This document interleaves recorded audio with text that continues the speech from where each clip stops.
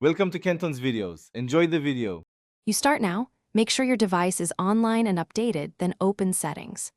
Tap Sign into your iPhone, iPad, or click Sign in on Mac. Enter your Apple ID email. This identifies your account. Once done, type the password carefully, watch for caps lock and alternate keyboards. You do this first so the device can verify eligibility and sync iCloud services. If you use two-factor, keep the trusted device or number ready. It's required for secure sign-in.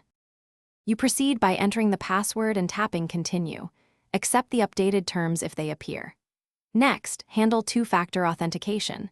The system sends a 6-digit code to a trusted device or phone. Enter it promptly.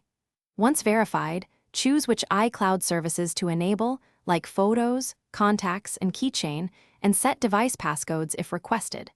Make sure you review prompts about merging data versus replacing local content, because that choice decides whether existing data remains or updates from iCloud. You finish by confirming the settings or system settings shows your name and iCloud is active.